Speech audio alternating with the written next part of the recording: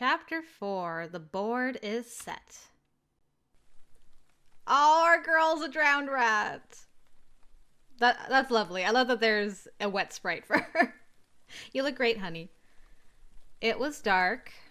My net connection was still scrambled from whatever they had done to it earlier, so I had no way of knowing where I was, what time it was, or anything. I did know there was a rain event planned for this area, given it had started raining on me at some point. That was about how far my knowledge extended. It was cold and miserable, but I'd been running in a disoriented haze before the first drops of water hit me. The shower helped wash some of that away, but only some of it. There was still a fog draped over my mind, and it just wouldn't leave. So I ran. And ran. My feet splashed through countless puddles. I went through dozens of unfamiliar streets, alleys.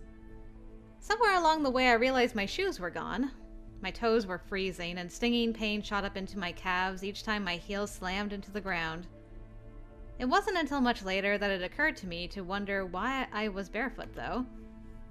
Even then, I could only assume I must have lost them when I got out of that building from before.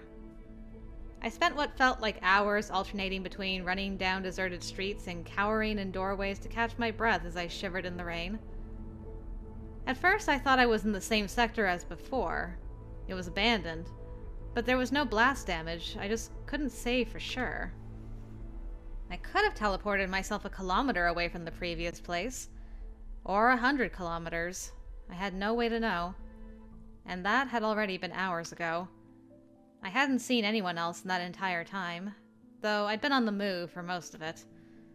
There might have been people squatting in the empty buildings. In fact, it would be more surprising if there weren't, but I didn't see or hear anyone else.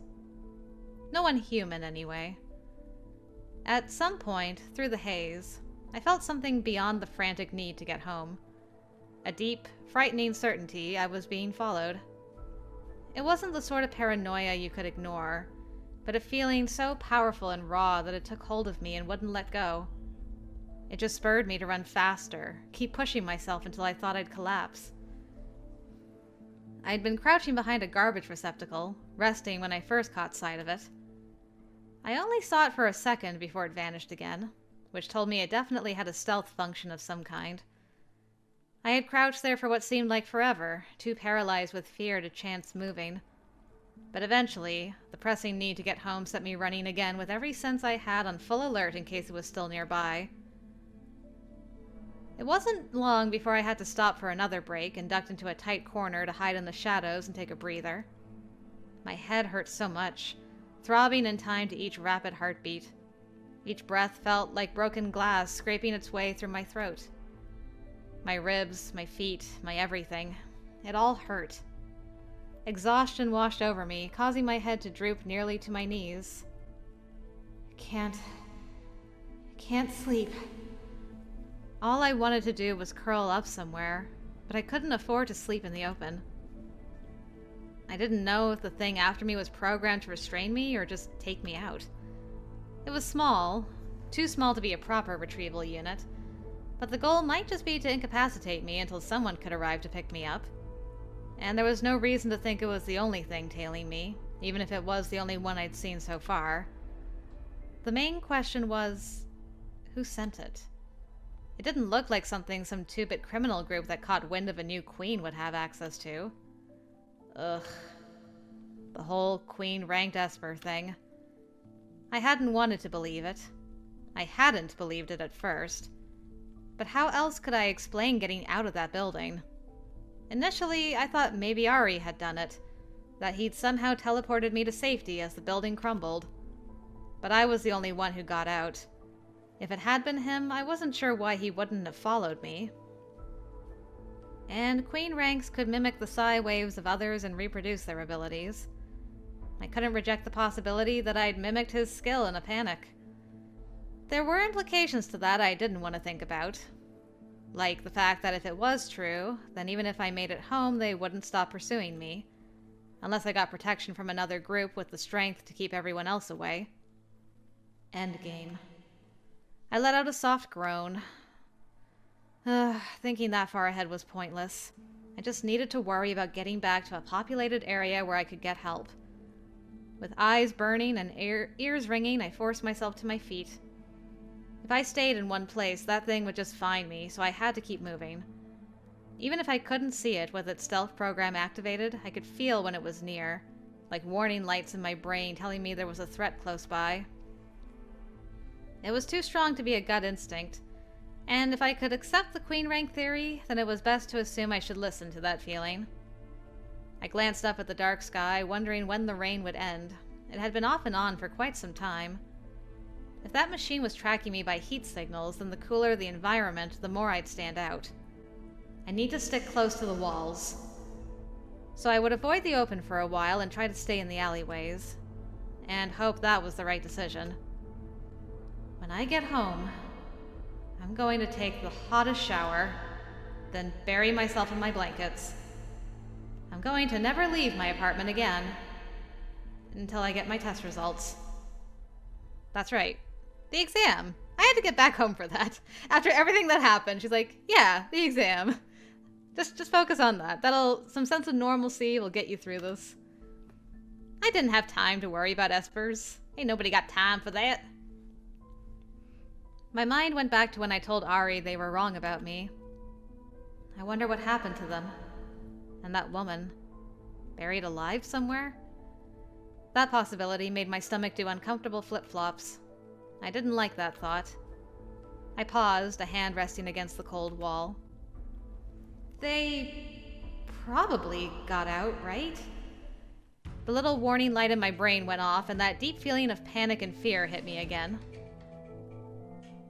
Flee? Or find a place to take shelter? Oh, hey, this is one of the options I'm supposed to be taking. I need to flee. Okay, I will do that.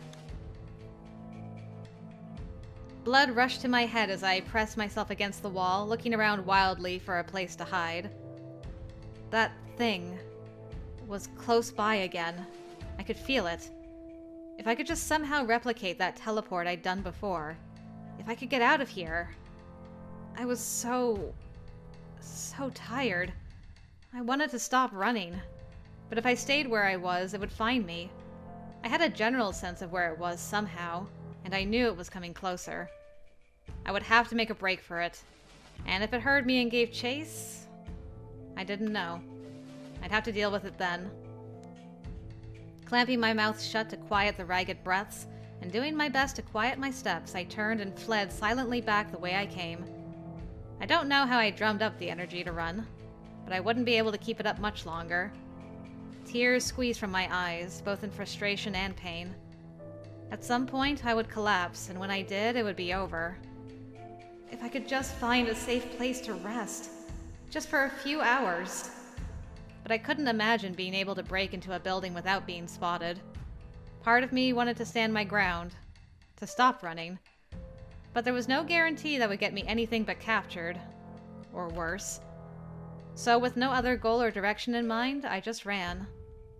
There were no sounds of pursuit, not that I could hear anyway. I tried to go in as straight a line as I could, heading away from where I had been, and away from that thing. It didn't take long before I reached an area where the alleys broke back out into the streets. I stopped, breathing hard, lungs burning. Being out in the open was unwise, but my only other option was to loop back the way I came. I didn't feel that sense of danger, so I would have to chance it. I staggered out of the alley at the same time I heard the roar of an engine. Before I could retreat, light flooded the area as a vehicle crested the hill. I held up a hand, letting out a hiss as the lights temporarily blinded me. I whirled around and tried to flail my way back to the alley because there was no reason for anyone else to be in this place. My knees gave out and I went sprawling again. This time, I just couldn't get up. Even as I heard the car come to a stop behind me and someone get out. This is it. It's over. There were rapid footsteps coming towards me.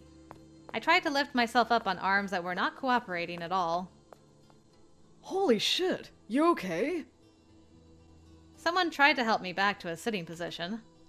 I let out a strangled cry, trying to push them away. Whoa, calm down. I'm not trying to hurt you. You just took a hell of a spill. You okay? I'm fine. Who are you? Oh, hello. Hello, blue-haired boy. I managed to get myself upright again and get a look at the man trying to help me. He looked normal, if you discounted the blue hair, and he was giving me what I suspected was meant to be a reassuring smile. You look pretty beat up, Butterfly. They didn't give you an easy time of it at all. Butterfly? Aw, dang. Already with the nicknames? I knew it. There was no way he was just a random passerby. I asked you who you are. The name's Jack Visser, and I know you probably don't trust me. I don't. Fair enough.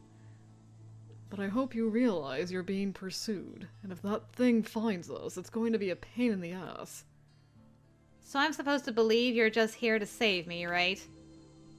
Well, it's not like it's a lie. I won't pretend I wasn't here looking for you. But I'm not going to throw you in my car and drive it into a wall like those two idiots from before. My eyes narrowed and I let out an angry hiss. How long have you people been watching me? I've only been keeping an eye on you since yesterday, but I don't have nefarious purposes. Please believe me when I say I want to help you. I truly do. He stood up and offered me his hand. We need to get moving. Whether you trust me or not, you don't look like you're in any shape to keep running. What do you say? I don't have a choice, but that doesn't mean I trust you. Or can I? Can I really trust you? Okay, I'm on my own for this option. I'm gonna stick with my cautious attitude.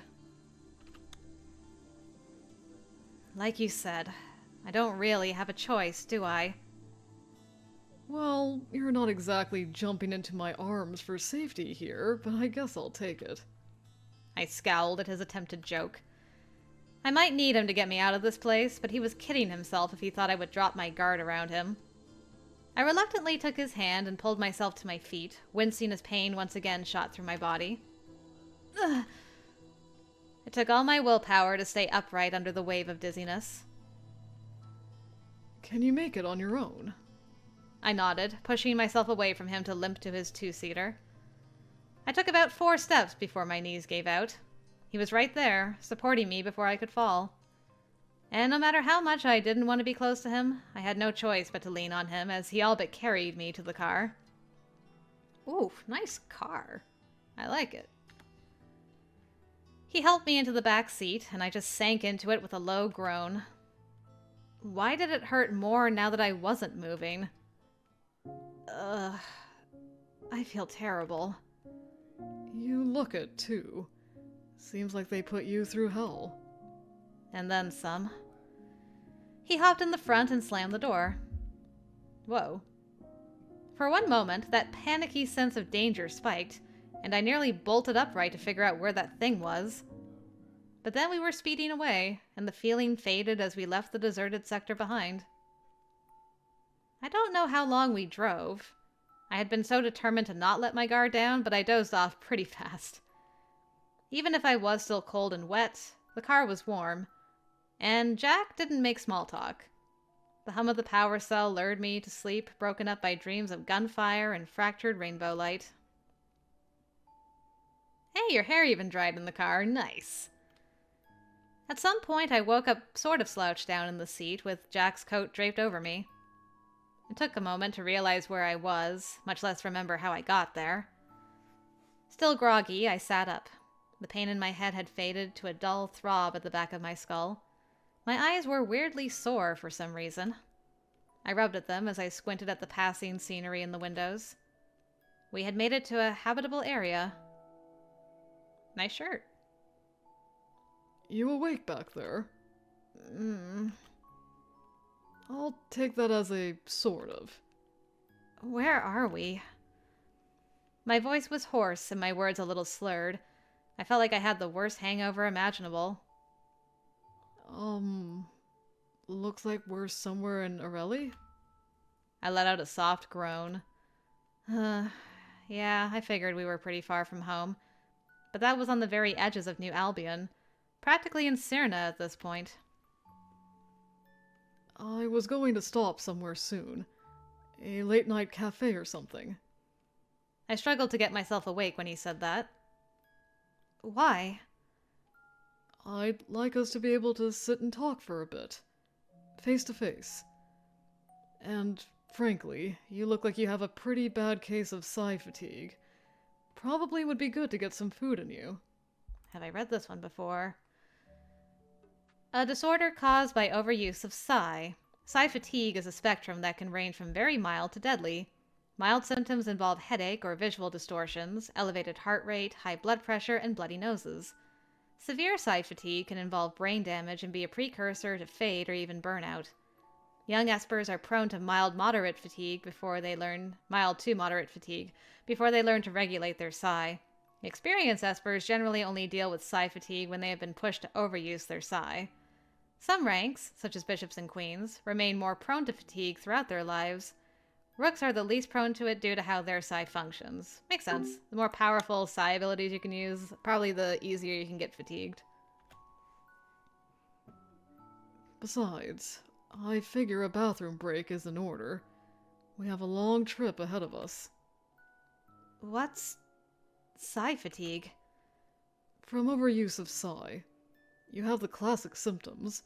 I mean, I reckon you have a headache the size of the triad right now. Mind fog, elevated heart rate. Well, the headache is a little better. Sleep will help a bit, yeah.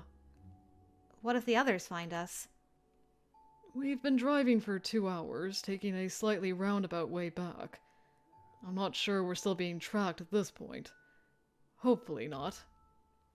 That didn't instill a lot of confidence. I watched buildings and lights slide past, mind sort of vaguely on what my next move would be. Where would we go from here? What would I do? Maybe this would be my chance to separate myself from Jack and strike out on my own. But even if I did, what then? I rubbed at my sore eyes. I still can't connect to the net. Yeah, that could be because someone subjected you to a nanoscrambler. Could just be that your psi messed it up. That can happen when your nanosystem isn't equipped to withstand a psi burst like the one you unleashed. I've never seen one of that magnitude. For an untrained Esper to do that, you're lucky you didn't give yourself permanent brain damage. Psi burst. Jack seemed to have spotted a good place to stop because he slowed and turned into the car park of an empty cafe. He came to a stop, then changed his mind and drove around the building to park in the alley behind it. Don't know what it is. No, I know. I just didn't intend to release anything like that. And how did you even know about that? You weren't in that building. I had tracked you there and was outside when it collapsed. I saw the distortion trail you left behind when you teleported. That's how I managed to find you later on. Jack hadn't hidden it from me that he'd been looking for me, but it was still unnerving to hear all that. How long have you been following me around like this? Let's head inside, Morgan. I promise I'll explain everything. Well, an explanation would be nice after all this time. He opened the door and got out, stretching the kinks out of his back. Can I assume he's with Crimson since he's got like a red shirt dealio going on? Or am I reaching? I followed suit, wincing as soon as my feet hit the ground. My knees felt less than steady, and I grabbed at the car, which wobbled uncertainly under the sudden weight. Watch out! He reached for us both. I instinctively jerked away from him, the air crackling with energy. And every light, horn, and alarm in his two-seater lit up like crazy. I clapped my hands to my ears as Jack fiddled with the controls desperately to shut it off. Stop it! I don't know how! Jack let out a growl of frustration and grabbed my shoulders, squeezing just enough to get my attention. Come on. Deep breaths. If you release this much energy, even that asshole Magnus might get a lock on this location. And if he doesn't, the bishops will. then they really will track us down. You have to get a hold of yourself. I took several slow, wheezing breaths as I squeezed my eyes shut and tried to not do what I was doing to set the car off. It was hard to relax with the alarms shrieking at us the way they were. Not to mention that the screaming pain in my head was back. But the instruments began to die down one by one. Good job. Just keep breathing slowly and focusing on my voice. Easier said than done. But I did my best until finally the noise stopped and I could open my eyes again without feeling like I would inadvertently blow something up. Ugh. You okay? Feel really dizzy. I'll bet. Let's get you inside, Butterfly. He wrapped an arm around me, and this time I didn't pull away, if only because I needed the extra support to stay upright. Whoa, this is a lovely place. As the automatic door slid open and we stepped into the warm cafe, Jack gave me a half-worried and half-amused glance. So I've been wondering this for a while now, but where the hell are your shoes? No idea. I think I lost them when I teleported. I lowered my voice, even though no one was around. It looked like a place with an actual kitchen in the back. Whatever staff were on shift must have been back there. There weren't any other customers. Maybe we can do something about them later. I don't have any extras on me, though. It's fine. It's not like I'm expecting to have my wardrobe needs taken care of. For now, it was enough that he got me out of that place. Jack navigated us to a table. I sat and tucked my feet out of view. Jack looked around as he took the seat across from me. Cozy. I hugged his jacket close, wishing I could curl up somewhere and sleep for 10 years. What happens now? Are you going to take me home? I knew it was a long shot. He hadn't been watching me all this time just to take me home after finding me. You know if I do that, people will only come for you again. I know. I hugged his jacket closer and shrank into my seat a little. Then, what do you want from me? Well, that's obvious, isn't it? I want you to come with me. Where? Who are you with? He seemed surprised by that phrasing, as if he hadn't expected me to have already divided the people looking for me up into groups. I was going to take you to the court. The court? That... I lowered my voice as someone came out of the kitchen. A curious owner, perhaps. Jack waved that way and called out to him, ordering 2 coffees. I watched the older man nod, then retreat. That cult? Jack's lips curved up to a smirk. They're not a cult. I have no idea how that rumor got started, but they're just a community of Espers living together and keeping each other safe. Living together where? Delphine. It's really the only place for them.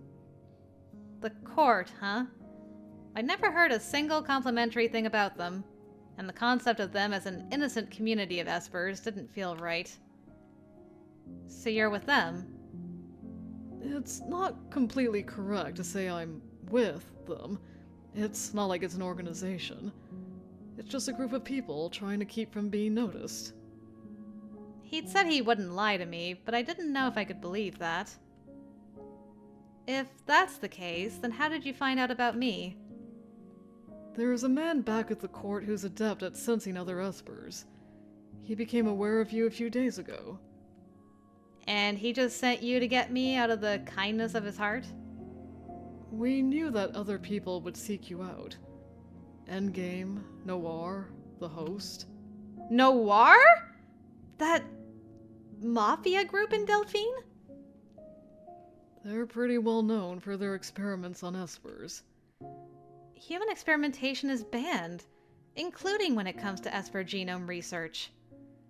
Because the Mafia has a great deal of respect for the law, right?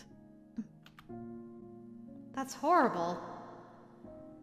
I know this may come as a shock to you, but even your own government doesn't respect those kinds of bans. There are more than a few rumors about the work the Triad is doing in that regard as well. Those people looking for you do not have your best interests at heart. I guarantee that. Also, I don't know why I'm only just now realizing, but does he have a scar on his face? I thought it was like rain on his face earlier, but now that I'm looking at him in this dry spot, I'm like, wait, is that a scar that he has? Interesting. Totally not related to what we're talking about, but I got distracted. But you and the court do. Why? Because we're the same. The court is made up of people sick of being a part of this chess game between the government and everyone else. Haha, nice. This chess game, I like it. They just want to live. Freely. I studied him wordlessly. I was nowhere near adept enough with any sort of psi abilities to peek inside his mind to see anything more than he wanted to reveal. Assuming that was the thing Espers could do. Look, I arrived in Cisalis yesterday and spent a lot of time trying to track you down. I wanted to approach you, reach out, try to explain the situation, and, well, prevent everything that happened today. I thought if we could sit down and talk about it, we could work something out. Trust me, I wasn't planning for you to be grabbed off the street by someone else. Do you know who they were? I know this will be a little tough to believe, but they were from Endgame. Endgame, huh? Was that really true? You don't seem surprised to hear that. I had considered the possibility. I just don't understand why they'd kidnap me. First of all, if someone from the court will sit down and talk, why would Endgame yank me off the sidewalk and shove me in a car? They're supposed to protect people. They're basically law enforcement. More like they're just above the law entirely. When it comes to Endgame, I can promise you they're not what people think they are. And there's a lot of things that go on behind closed doors. And in dark alleys, abandoned districts, and sometimes right out in the open. A queen-ranked Esper is rare, and they probably weren't quite counting on as many groups to know about you. Acquiring a new queen in secret would be a pretty significant trump card. You're saying they manhandled me, terrified me, and risked my life for a trump card? That's how things on this side work. You want to stay on top, you need trump cards to do it. But isn't that because they're always trying to keep groups like Crimson and Noir at bay, without stepping on the government's toes? And maybe even the court, too. Just because I haven't heard of you people doing anything horrible doesn't mean you don't. So you're fine with how they handled this? Of course not! I didn't know.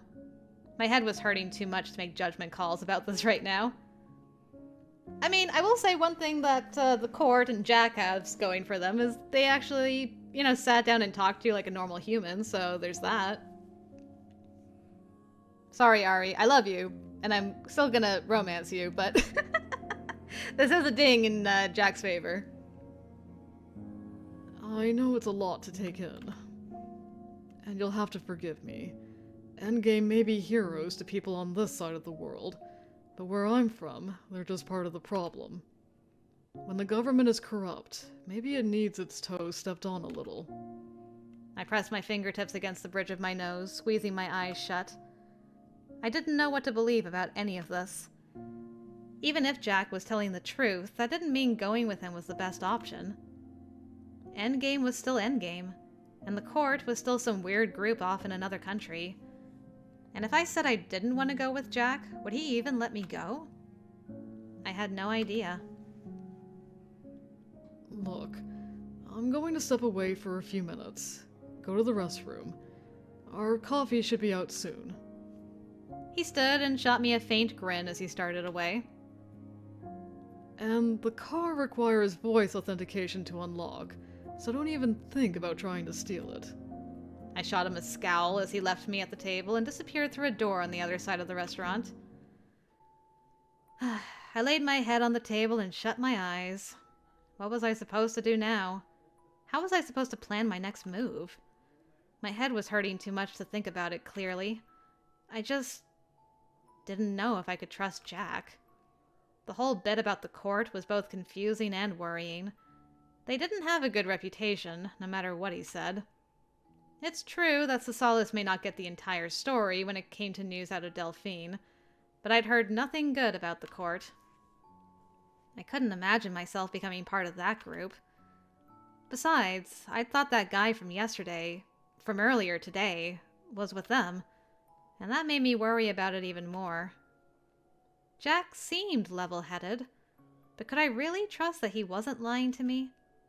As far as I knew, he wasn't from the court at all. He could be with any group. It would be stupid to believe him just because he'd helped me one time. On the other hand, he'd said Caleb and Ari were from Endgame, and I couldn't come up with a single reason to lie about that. Well, maybe to make Endgame look bad so I wouldn't try to go to them. What they'd done seemed unconscionable, but maybe they had a reason. Maybe it was to protect me from people like Jack. Endgame was a group I knew and could trust. Whatever else was true about them, they helped people. Jack was surely right when he implied there was more to them than what the public knew, but I struggled to believe they were secretly evil. Probably. At any rate, they had an army of Espers. It wasn't like they couldn't take over if they wanted to, yet they strove hard for neutrality. I let out a frustrated groan.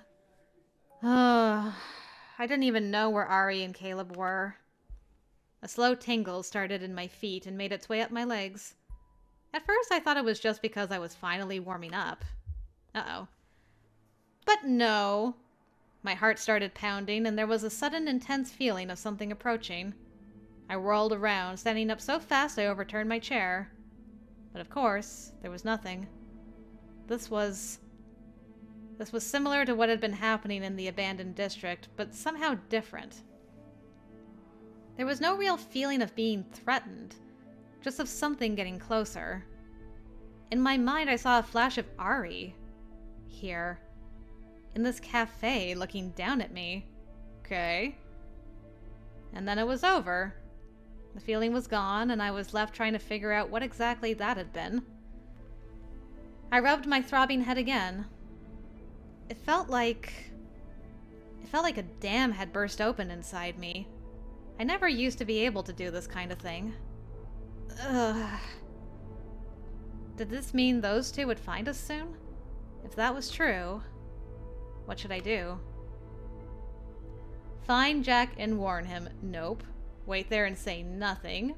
Maybe. Try to slip out through the back on foot. Go out through the front to Jack's car. Well, I figure the top one's probably a Jack option. Actually, do I have the option for this? I do. Hey. Okay. So if I want to meet up with my boy again, I better wait here and say nothing. I was kind of tempted to do that anyway. So yeah, we'll do that. Whoa. That's nice! I really like that that pops up to let you know. This choice will unlock the endgame character routes. Do you want to proceed? Yep, I want to go endgame, please. This was it. It was either trust Jack and go with him to the court, hoping he wasn't lying to me, or go with Ari and Caleb, who were a part of a group who, whatever else was true about them, had protected this planet and everyone on it for centuries. Sorry, Jack. I couldn't go with him. I would just wait here for Ari and Caleb to catch up to us. Righting my chair, I sat down and let my head flop onto the table with a groan.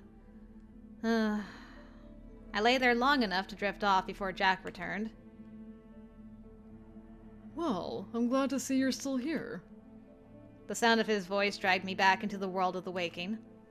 I made a grunt of acknowledgement, opening my eyes to stare sideways at the wall next to our table. A little twinge of guilt gnawed at me. You said I wouldn't be able to steal your car anyway. So you thought about trying it? Yes. I have to admit, I appreciate your honesty. I don't know where I would go anyway. I don't know how to get home from here, and I don't know what I'd do when I got there. Like you said, more people will come after me. Which just meant the life I'd known until now was gone, no matter what I chose to do. You okay? Yeah, just a headache. Why don't we get you something to eat? And where the hell's the cough? His words cut off abruptly, causing me to look up. I imagine my boys are here? Sorry to keep you waiting. Oh, dang! Look at this boy all fancied up now. Got his official uniform on, looking good. 2 cups slid onto the table, but my eyes went wide when I saw who was the one putting them there. That hadn't taken long. And don't believe everything this liar tells you. He was sporting a fresh cut along the side of his eye, a spider web of blue and green branching out evidence of an expanded nanosystem busy regenerating the cells and healing the injury. But Caleb looked rather well for someone who'd had a building collapsed onto his head. Jack seemed rather unfazed by Caleb showing up. His baffling response to this development was to pick up his coffee and take a sip. It's just another Tuesday. I'm almost glad to see you're still kicking, Jack. It's been so long since you've been a pain in the ass, I thought maybe your boss got sick of you and tossed your body in the waste. Not a chance. He's not like your boss. He doesn't just abandon people to die. What the heck does that mean? Caleb's jaw clenched, but he said nothing. Instead, he shot a glare my way. I flinched. As for you... He reached for my wrist, and I instinctively tried to pull it away, even as he clamped some kind of device onto it. What the hell is this? Psi inhibitor. Looks like he doesn't want another building dropped on his head. Still gripping my wrist tightly, Caleb pulled me a little closer. I hope you realize that stunt you pulled nearly got us killed. If Ari had been a second too late... Let go! I don't even know how I did that. Much less did I do it on purpose. I'm not sure I believe you. If you don't want me to knock a building on you, then maybe don't kidnap me. I slammed my free hand into his shoulder. Nice. He scowled at me, but I was tired and scared, and this stupid man was on the top of my list of people I was mad at. I'd already decided to go with him, even though I didn't like him. Why was he being a jerk? He grabbed my arm, pinning both wrists to the table in front of me, already regretting my choices. Will you be quiet? Jack is just laughing at everything. Thanks, Jack. You're very helpful. I struggled to free myself. Let me go! I was vaguely aware of Jack sort of laughing under his breath, and I shot him a glare, suddenly wanting to hit him too. He attempted to not look amused. He failed. I glared at him, tears stinging my eyes because everything hurt and I was so tired of all of this. Don't start that crying nonsense. Then don't kidnap me! The tears spilled over, and I wasn't sure if it was because he'd said not to, or if it was just because the energy had to go somewhere. And since I couldn't strangle anyone, I was going to cry, gosh darn it. Finally, best boy's here. Caleb, I may have warped the space around this table, but it would be better if you made some attempt to not create a disturbance. I let out a frantic squeak as Ari appeared out of thin air. I mean, I knew he could do that, but that didn't mean it prepared me for him popping in and out of nothingness. I'm not the one shouting. I knew you'd be lurking around somewhere, Styx. Styx? That gave me a pause. Not because it was kind of a weird nickname, but also because it was a nickname at all. I got this feeling before, but do the three of you know each other? I'm afraid so, Butterfly. Ari looked down at me, taking in what I assumed was my rather woeful appearance. He shot Caleb a disparaging look. You made her cry. Yeah, get him, Ari! Don't give me that. And stop acting like you're not involved. I, at least, have done nothing but help her out today. If you hadn't been skulking around, we wouldn't have had to take such drastic measures in the first place. If I hadn't been skulking around, you wouldn't have even known about her. I shot him a poisoned look when he said that. So this is all your fault. You somehow neglected to tell me that earlier. If they had known about me because of him, did that mean everyone else had found me because of him? Hey now, I told you I'm just trying to help you. Too bad that's a lie. Oh, and the two of you are here out of the kindness of your hearts. I don't have time for this. She's coming with us, Jack, and you can go back to your boss or go to hell. Your pick. And if I have no intention of letting you take her, you really think you can do anything about it? Will you stop talking about me like I'm an object? I decide where I go and who I go there with. My voice rose to a shout, and the window next to me rattled in the pain, though I wasn't sure the others noticed. I apologize for breaking into this discussion, but word from the tower is that several others are closing in on this location. They believe at least one of them is from Nyx. Others are unknown affiliation. It may be the woman from before. Nyx? Just how many groups of psychos are after me right now? Far too many for you to be safe with anyone but us. I couldn't deny that seemed like it was the case. Well, looks like you made up your mind. I shot him an apologetic look. Don't look at me like that, Butterfly. You have to do what's best for yourself. But unfortunately, so do I. What? The three of them all moved at the same time, and all I caught was a blur of movement as Caleb tackled Jack, and Ari yanked me out of my seat and towards him. Thanks again, Ari. A weapon went off and the back of my chair exploded. I crashed into Ari, who pulled me into an awkward, tangled semi-embrace. What had just happened? It took a moment to realize Jack had been the one to fire a weapon at me. What? We're going. Yeah. I wasn't sure why I felt so betrayed, but I didn't have time to think about it. It's because he was nice and helpful and handsome, and he called you Butterfly, and then he just tried to shoot you, so it's understandable. You've had a day. The world twisted, and we left the fighting behind, staggering out into an alley that probably wasn't too far away. I staggered away from him, still not quite used to that. I apologize. I know you wish to choose who you aligned with. That isn't a choice we can afford to give you. I'd already decided when I realized the two of you would find us. You may be kidnappers, but at least the two of you never tried to harm me. I do not believe Jack shot at you by choice. He was likely under orders to... Are you defending him? Aren't you people enemies? Things are not always as simple as enemies and allies. Yeah, well, say that again after he tries to shoot you. There was no way Jack believed he would hit you with Caleb and I standing right there. I don't get you people at all. I'm... Whoa, hello? Who's this dude? He's got his gun ready to go. I hate to interrupt the two of you, but we've been waiting an awful long time and would like to just get this over with. Ari and I whirled around to find several people in suits just behind us, all with weapons drawn. How are they finding us? Endgame isn't the only one with competent bishops. Precognition. They must have someone with a foresight ability. So they just knew where we'd be and when? How do you fight against something like that? It is a troubling ability. But like you indicated, Mr. Suit, Endgame has bishops of its own. Oh, hello. This time it was a woman who stepped around the corner behind the suits. She had a smirk on her face and was wearing a white and black uniform, so I guess she's with Endgame too.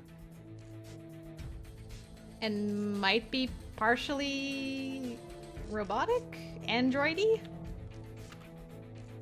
One man kept his gun on us, while two others trained their weapons on her. Vanessa, your timing is impeccable as usual. I try. So what are you lads going to do? If you stay and fight, I assure you that you'll lose. But I'm feeling pretty generous, so if you run, we won't stop you. I'd pick my fights wisely. If your bishop wasn't aware ours would be here, you may wish to consider that we're more prepared for this standoff than you are. For instance, the snipers?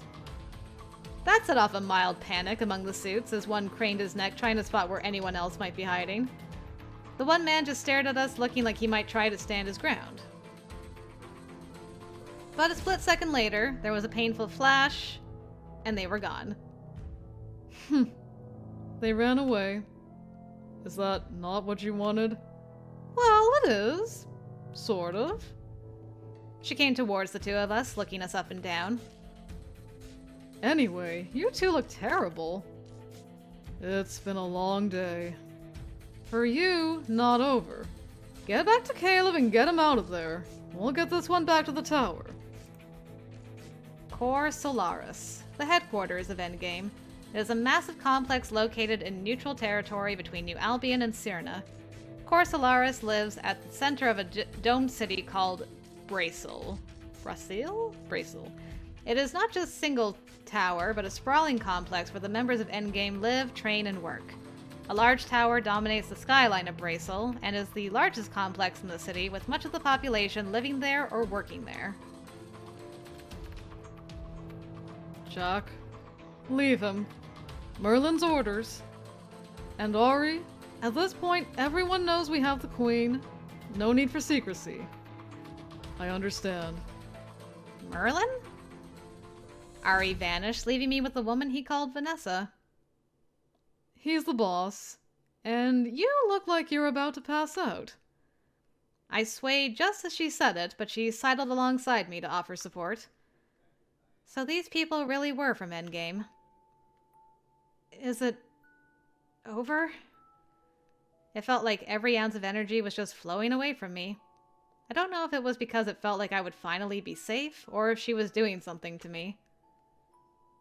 Well, might be more accurate to say everything is just getting started. But you just get some sleep for now. And when you wake up, I promise things will be better than this. And with that, everything went black.